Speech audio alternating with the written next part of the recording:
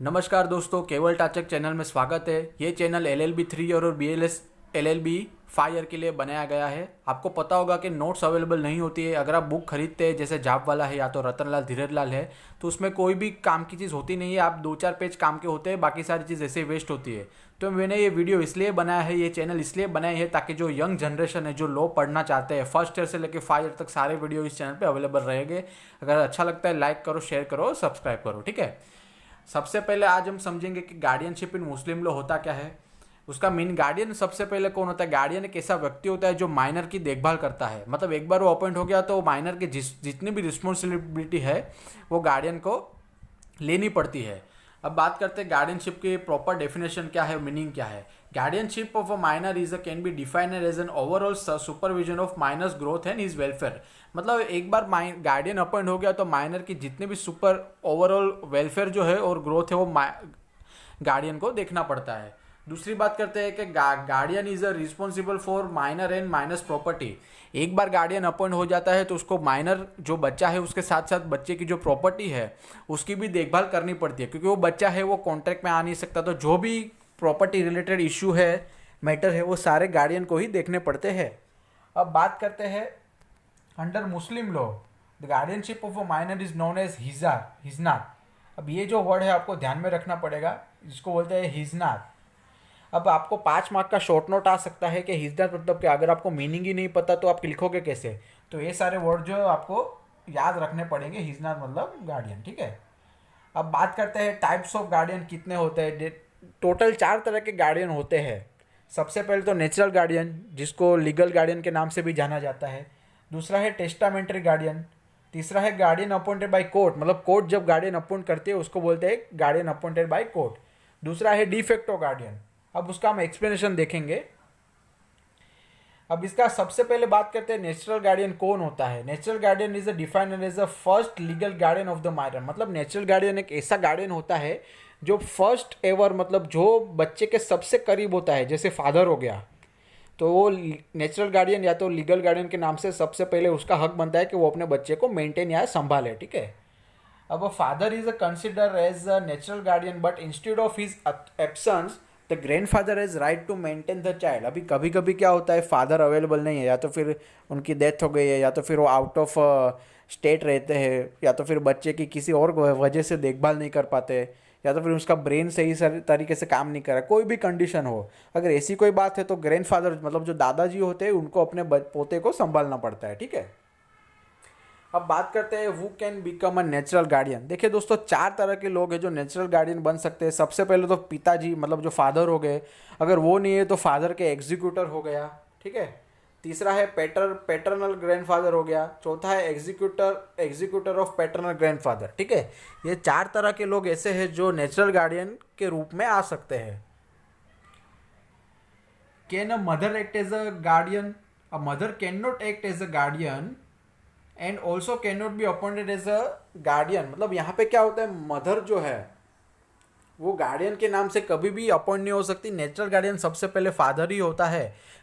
देखिए, मदर और फादर दोनों मिलके बच्चे पैदा करते हैं, मगर फादर का जो हक है वो सबसे प्राइमरी आता है सभी लॉ में, चाहे वो मुस्लिम हो या हिंदू लॉ, ठीक है।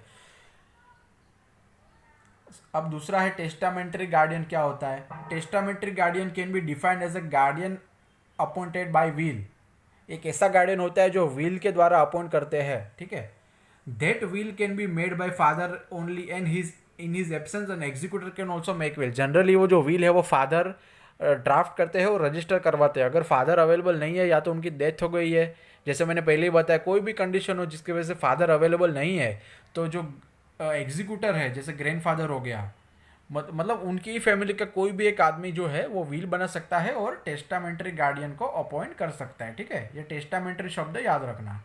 Mother has no right to appoint a testamentary guardian. Mother के पास कोई भी राइट नहीं होता कि वो टेस्टामेंट्री गार्डियन को अपॉइंट करे। चौथा है there is no any specific formalities to appoint a natural अपना testamentary guardian. It can be express और इम्प्लाइड। मतलब यहाँ पे क्या है, कोई फॉर्मेलिटी नहीं है। आप टेस्टामेंट्री गार्डियन को कैसे भी अपॉइंट कर सकते हैं, चाहे वो एक्सप्रेस हो या नो इम्प्लाइड हो। एक्सप्रेस मतलब लिखा हुआ, इम्प्लाइड मतलब आप बरसों से कोई चीज़ फॉलो कर रहे हो तो आप अपने आप वो एक राइट मिल जाता है गार्डियनशिप का।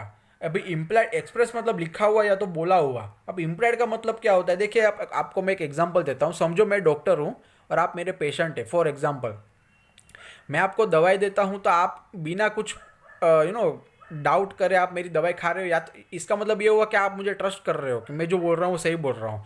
तो ये सारी चीज़ें वो इम्प्लाइड हो जाती है। अगर आप बरसों से वो माइनर का ध्यान रखते हो तो आपका ये ड्यूटी है कि उसका आप ध्यान रखें, उसको बोलते हैं इम्प्लाइड। अब बात करते हैं गार्डियन अपॉइंटेड बाय कोर्ट। जब कोर्ट गार्डियन अपॉइंट करती है तो क्या होता है, आइए हम देखते हैं।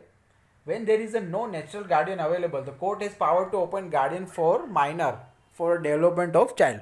मतलब कभी कभी क्या होता है, नेचुरल गार्डियन अवेलेबल नहीं होते, जैसे फादर हो गया, ठीक है, मदर हो गया, या तो फिर ग्रैंडफादर भी कभी कभी अवेलेबल नहीं होते। तो कोर्ट के पास पूरा हक होता है कि वो माइनर की जो प्रॉपर्टी है और माइनर खुद को देखभाल करने के लिए एक ऐसे व्यक्ति को अपॉइंट करे जो गार्डियन बन सकता है, ठीक है। उसको बोलते हैं गार्डियन अपॉइंटेड बाय कोर्ट।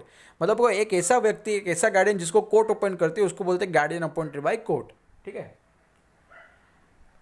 अब guardianship and ward act 1890 empowers court to district court to appoint guardian for a minor. अब ये डिस्ट्रिक्ट कोर्ट जो होता है उसको पावर कहाँ, कौन से एक्ट से मिला, तो एक्ट का नाम है गार्डियन एंड वार्ड एक्ट 1890। अब ये जो एक्ट है उसमें स्पेसिफिक सेक्शन दिया हुआ है कि कौन गार्डियन बन सकता है, कौन गार्डियन नहीं बन सकता, वगैरह वगैरह। गार्डियन जो है वो ये एक्ट के अंदर कोर्ट जो है वो गार्डियन को अपॉइंट कर सकती है, और वो गार्डियन को गार्डियन अपॉइंटेड बाय कोर्ट माना जाता है। गार्डियन जो है वो कोर्ट कभी अपॉइंट कर सकती है जब मान लो फादर अवेलेबल नहीं है, डेथ हो गई, ग्रैंडफादर भी अवेलेबल नहीं है, मदर भी नहीं है, तो एक ऐसा बच्चा जिसको कौन संभालेगा, तो कोर्ट जो है वो डिसाइड करती है। और जितना हो सके उतना बच्चे के वेलफेयर के लिए कोर्ट जो है वो सोचती है। अब limitation of a guardian appointed by court, prior permission of court is required to do followings. अभी यहाँ पे क्या होता है, अभी एक बार गार्डियन अपॉइंट हो गया तो क्या वो कोई भी काम कर सकता है माइनर के लिए? यस, माइनर के फायदे के लिए गार्डियन जो है वो कोई भी काम कर सकता है, मगर कोई कोई काम ऐसे है जहाँ पे माइनर गार्डियन को कोर्ट की परमिशन लेनी पड़ती है। अभी वो कौन से काम होते हैं वो हम देखते हैं। सबसे पहले हो गया मॉर्गेज। देखिए गार्डियन जो है वो बच्चे के साथ साथ बच्चे की प्रॉपर्टी का भी देखभाल रखता है। तो बेसिकली उस जो भी चीज़ करता है वो माइनर के भले के लिए करना पड़ता है उसको। अभी वो बच्चे की जो प्रॉपर्टी है वो कभी मॉर्गेज नहीं कर सकता। अगर मॉर्गेज करना भी है तो कोर्ट की परमिशन लेनी पड़ती है। अभी यहाँ पे वो माइनर की परमिशन नहीं ले सकता क्योंकि माइनर बहुत छोटा होता है, उसके सही क्या है गलत क्या है उसका पता नहीं होता। तो कोर्ट जो है प्रोटेक्शन के लिए परमिशन देती है या कभी कभी नहीं भी देती। मगर अगर गार्डियन जो है उसको माइनर की प्रॉपर्टी मॉर्गेज करनी है, या तो सेल करनी है, या तो गिफ्ट करनी है, या तो एक्सचेंज ऑफ प्रॉपर्टी करनी है, तो ऐसे में क्या होता है, गार्डियन को कोर्ट की परमिशन लेनी पड़ती है। बिना कोर्ट परमिशन के गार्डियन कभी भी सेल, एक्सचेंज, मॉर्गेज ये सब नहीं कर सकता। डिफेक्टो गार्डियन, अभी ये सबसे इंपॉर्टेंट है, यहाँ पे बच्चों को काफ़ी कंफ्यूजन होता है। De facto guardian is the person who is neither a legal guardian not a testamentary guardian. मतलब एक ऐसा व्यक्ति अपॉइंट करता है कोर्ट जो ना तो लीगल गार्डियन होता है ना ही टेस्टामेंटरी गार्डियन होता है। अगर ये दोनों नहीं होता वो सीधी बात है डिफेक्टो गार्डियन हो जाता है, ठीक है। De facto guardian could be a person having no authority for guardianship, however underneath the customs has taken the responsibility to act as a guardian of a minor।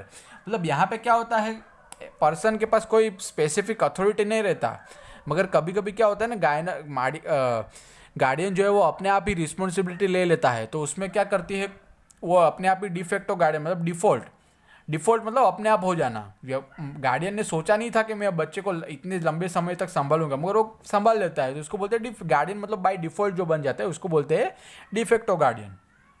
De facto guardian has the responsibility towards the minor and his property.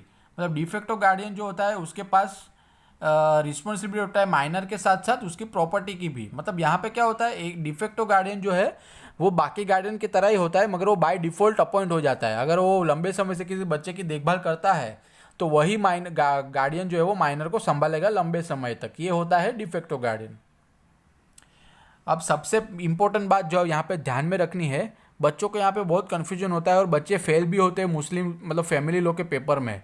तो खास करके मुस्लिम में वो ज़्यादा fail होते हैं। क्यों?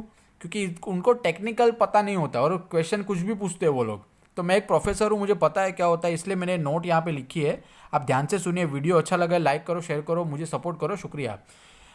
Mother could be given custody but she is not consider as a natural guardian.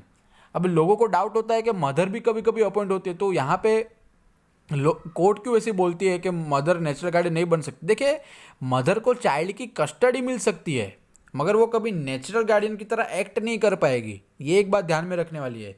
दूसरी बात ये है कि अगर बच्चा माइनर है तो उसको कब तक संभालना है। अगर वो बच्चा सिहा लो फॉलो करता है, ठीक है, तो अगर लड़का है तो 2 साल तक उसको संभालना पड़ेगा, अगर वो लड़की है तो उसको 7 साल तक संभालना पड़ेगा, ठीक है।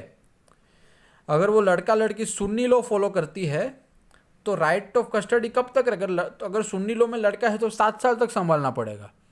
अगर लड़की है तो अंटिल द पुबर्टी, मतलब पुबर्टी एक ऐसा टाइम होता है जहाँ पे आपको वेट करना पड़ता है।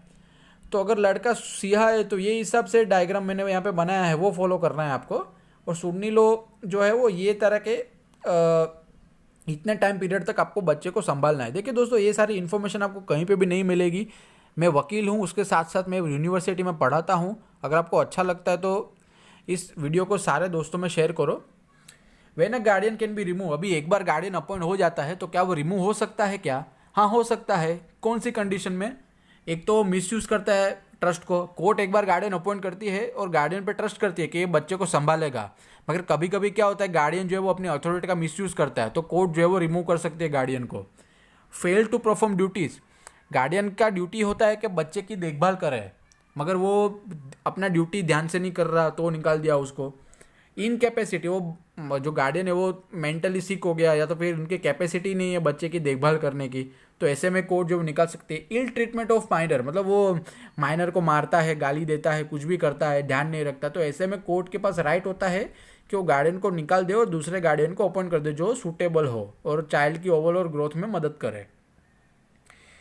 Who can be a guardian, who can not B a guardian, person who is incompetent, मतलब ऐसा कोई इंसान जो इनकम्पिटेंट है, जैसे वो गार्डियन खुद माइनर है और वो बच्चा है, तो ऐसा कोई व्यक्ति को कोर्ट जो है वो एज ए गार्डियन अपॉइंट नहीं करेगी। Person who is a minor, वो गार्डियन खुद माइनर है, तो ऐसे व्यक्ति को कोर्ट कभी गार्डियन अपॉइंट नहीं कर पाएगी। Person who is filer for bankruptcy with in last 7 years, मतलब ऐसा व्यक्ति जिसने 7 साल के अंदर अंदर बैंक्रप्सी फाइल किया है कि वो बैंक्रप्ट हो गया, तो ऐसे को भी गार्डियन अपॉइंट नहीं कर पाएगी। अभी आज 2020 चल रहा है, ठीक है, उसने 2013 या तो 14 में बैंक्रप्सी फाइल किया रहेगा, तो ऐसे व्यक्ति को गार्डियन नहीं बना सकती कोर्ट, ठीक है, मगर 7 साल बाद वो बन सकता है, इतना ध्यान में रखना। पास्ट क्रिमिनल रिकॉर्ड, मतलब एक ऐसा व्यक्ति जिसका क्रिमिनल रिकॉर्ड है, उसने पहले कभी कोई ऐसा क्राइम किया रहेगा या तो फिर उसका क्रिमिनल हिस्ट्री है वो काफ़ी स्ट्रॉन्ग है, तो ऐसे व्यक्ति को भी गार्डियन नहीं बना सकते क्योंकि वो बच्चे के हेल्थ पे और उसके ग्रोथ पे असर हो सकता है। What if a multiple people want to be a guardian, मतलब कभी कभी ऐसा भी होता है कि एक बच्चे के लिए बहुत सारे लोग खड़े हो जाते हैं कि मुझे गार्डियन बनना है, मुझे गार्डियन बनना है, तो ऐसे में कोर्ट क्या करती है, जो सूटेबल होता है, सबसे ज़्यादा बेनिफिट बच्चे को मिले, ऐसे व्यक्ति को वो गार्डियन अपॉइंट करती है, ठीक है। देखो दोस्तों, अच्छा लगे लाइक करो, शेयर करो, सब्सक्राइब करो, शुक्रिया। अगर आपको नोट्स चाहिए तो कमेंट बॉक्स में नीचे ईमेल भेज सकते हैं, मैं आपको नोट्स दे दूंगा, ठीक है।